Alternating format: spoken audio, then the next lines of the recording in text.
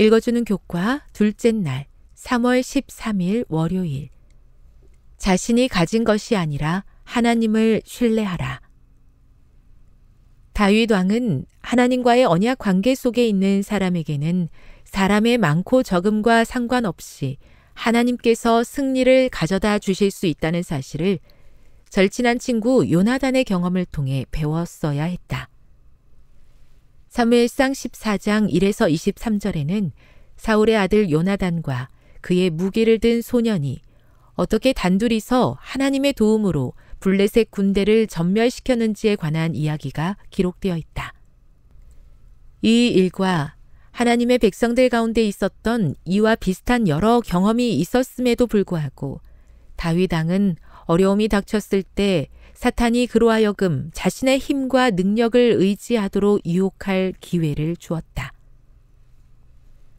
역대상 21장 1에서 14절을 읽어보라.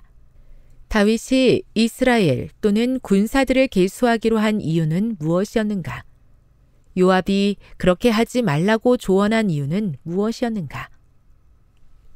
이스라엘을 계수하도록 한 것이 사탄이었음을 주목해보라. 사탄은 다윗으로 하여금 하나님의 돌보심이 아니라 자신의 힘을 의지하도록 유혹했다.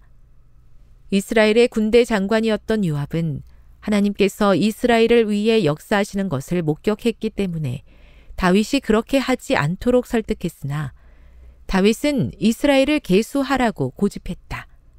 그와 같은 다윗의 결정은 결국 온 나라에 전염병이 내리게 했다. 하나님을 신뢰하는 사람은 결코 실망하지 않을 것이다. 하나님을 위해 싸워야 한다면 잘 준비해야 한다. 영국의 정치가 올리버 크로멜은 전투를 앞두고 이렇게 이야기했다. 제군들이여, 하나님을 신뢰하며 화약을 잘 준비하라. 다시 말해 성공하기 위해 할 수 있는 최선의 노력을 다하되 오직 하나님께서만 승리를 주실 수 있다는 사실을 기억하라는 뜻이다. 살다 보면 정부의 힘이나 우리가 가진 은행 계좌 잔고를 신뢰하고자 하는 유혹을 경험한다. 하지만 성경에 기록된 모든 위기 속에서 사람들이 하나님을 신뢰했을 때 하나님께서는 그들의 믿음을 귀하게 여기시고 그들의 필요를 채우셨다.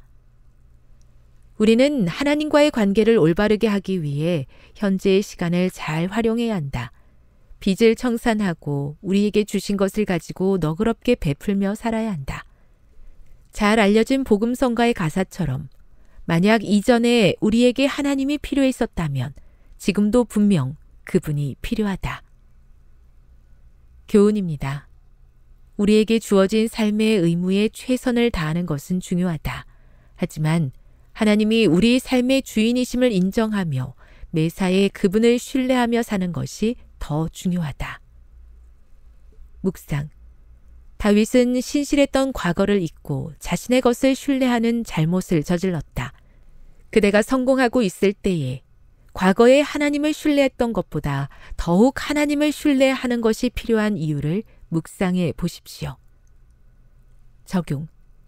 안정적인 재정 상태를 유지하기 위해 우리가 할 수 있는 일에 최선을 다하는 것과 모든 것에 있어 하나님을 신뢰하는 것 사이의 균형을 어떻게 하면 잘 유지할 수 있을까요?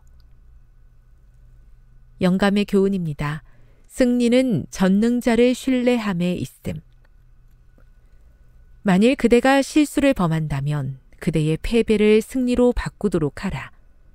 만일 하나님께서 주시는 교훈을 잘 배웠다면 그것은 언제나 때를 따라 도움을 줄 것이다. 하나님 안에 그대의 신뢰를 두라.